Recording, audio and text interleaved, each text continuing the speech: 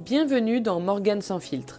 Ici, on parle travail, carrière, transition professionnelle et parfois des grandes claques professionnelles qui font tout remettre en question. Sans PowerPoint, sans langue de bois, sans filtre, sauf pour le café bien sûr. Moi c'est Morgane, 15 ans sur le terrain du recrutement à observer ce que les parcours professionnels ne disent jamais vraiment. Plus de CV que d'épisodes de Game of Thrones et toujours quelques dragons dans les angles morts. Alors le Joker, pas celui de Phoenix qui pleure dans un escalier, non, celui de Heath Ledger dans The Dark Knight de Nolan, le vrai chaos incarné. Il est au milieu de toute cette anarchie sublime et il lâche cette phrase. Quand on a du talent, on se doit d'en tirer profit. Et moi je me dis mais attends, c'est pas une philosophie de super vilain ça. C'est littéralement ce qu'on vous dit dans n'importe quel cours de développement professionnel anglo-saxon. Sauf que voilà, nous sommes en France. Et en France, si tu as du talent,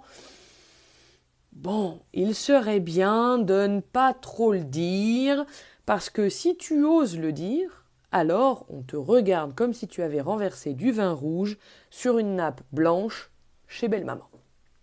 Alors oui, aujourd'hui, on va parler de valorisation de soi. Autrement dit, pourquoi nous, petits Gaulois, sommes culturellement incapables de dire « je suis bon dans ce que je fais » sans s'excuser immédiatement après. Alors, commençons par un jeu. Je vais vous donner une situation et vous allez voir si vous vous reconnaissez. Imaginez, on vous demande en entretien quelle est votre plus grande qualité. Réponse à peu près typique et systématique. Je dirais que je suis ambitieux, travailleur, ça dépend des contextes. Réponse plus anglo-saxonne, je vous la ferai à la française pour vous éviter mon merveilleux accent. Je pense stratégie et j'ai fait mes preuves en matière d'obtention de résultats sous pression. Même personne, même CV, deux univers parallèles. Et là, vous vous dites, ok, c'est un peu facile, mais l'américain ou les anglo-saxons, ils sont prétentieux. Peut-être. Mais lui, il a le job. Parce que voilà le problème structurel de la modestie française. On confond l'humilité avec l'invisibilité. On pense que se mettre en avant, c'est se vanter. Que parler de ses réussites, c'est manquer d'élégance. Que le talent, ça doit se voir tout seul, sans qu'on ait besoin d'en parler. C'est très beau comme philosophie, c'est même très noble. Mais c'est aussi extrêmement contre-productif dans un marché du travail où personne ne vous observe en silence pendant 6 mois pour déceler votre potentiel caché. Nous ne sommes pas dans un film de Miyazaki. Le manager qui remarque votre valeur en silence sans que vous lui ayez jamais dit ce que vous faites, il n'existe pas. Ou en tout cas, là tout de suite maintenant, il n'est pas dispo et il est en réunion. Alors d'où ça vient ce rapport à la valorisation de soi qui varie autant selon les cultures? Les chercheurs en psychologie interculturelle, et oui, ça existe. Oui, j'ai des références. Quand même, je me renseigne. Ils ont donc distingué deux grands modèles.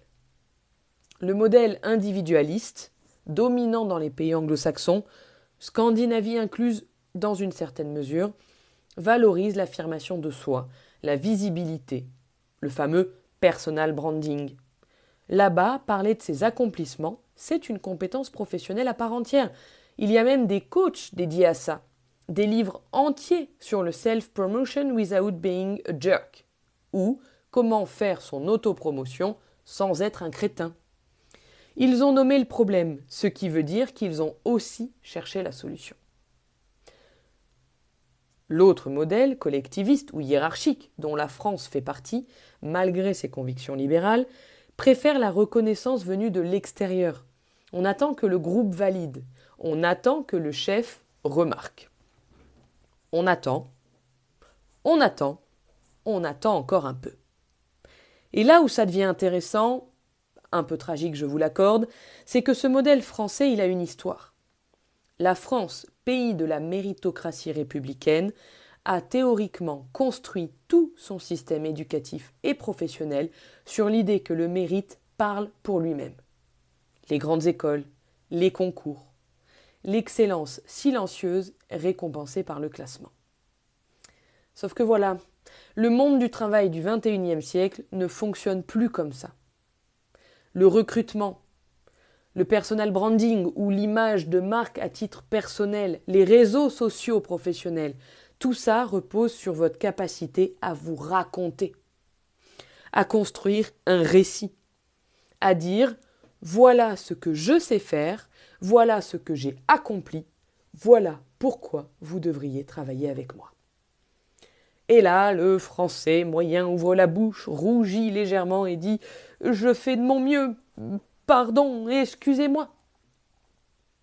Alors revenons à notre ami de Gotham City. Quand on a du talent, on se doit d'en tirer profit. Le Joker, lui, applique ce principe de façon, disons, radicale. Chaos, manipulation, arnaque au camion de banque. On ne va pas aller jusque-là. Mais le fond de la phrase, il est juste. Avoir du talent et le cacher, ce n'est pas de la vertu, c'est du gaspillage. Et en RH, plus particulièrement en recrutement ou même dans la vie de l'entreprise, je vous assure que c'est ce qu'on voit régulièrement. Des gens brillants qui passent à la trappe en entretien parce qu'ils n'arrivent pas à verbaliser ce qu'ils valent. Des candidats qui ont des parcours extraordinaires et qui présentent ça comme si c'était une liste de courses. J'ai géré une équipe de 20 personnes pendant 3 ans. Dit comme ça et avec l'enthousiasme d'un bulletin de météo du lundi matin, c'est plat. Et en face, un candidat moins expérimenté mais qui sait raconter son histoire avec du contexte, des enjeux, des résultats, une émotion, et ça sera a fortiori lui qu'on rappelle. Ce n'est pas de l'injustice, c'est de la communication. La valorisation de soi, ce n'est pas prétendre être ce qu'on n'est pas, c'est rendre visible ce qu'on est vraiment. Et parce que Morgane Sans Fil, c'est pas juste un défouloir, quoique, mais c'est aussi des choses actionnables. Donc, comment on tire profit de son talent sans devenir le Joker, sans passer pour un commercial de soi-même façon LinkedIn 2018 et sans renier notre tropisme français, qui a quand même du charme, non ? Tout d'abord, arrêtez de minimiser. C'est pas grand-chose, mais stop, supprimez cette phrase de votre vocabulaire professionnel. Si vous l'avez fait, dites-le, point. Ensuite, racontez avec du contexte. J'ai augmenté les ventes. Bof. On était en crise post-Covid, j'ai refondu la stratégie commerciale, on a progressé de 30% en 8 mois. Là, ça a de la gueule. Un début, un milieu, une fin. C'est humain, on comprend ce que vous avez traversé. Troisièmement, distinguer fierté et arrogance. La fierté, c'est savoir ce qu'on vaut. L'arrogance, c'est penser qu'on vaut plus que les autres. L'un est une qualité professionnelle, l'autre, c'est un problème de management en réunion le vendredi à 17h.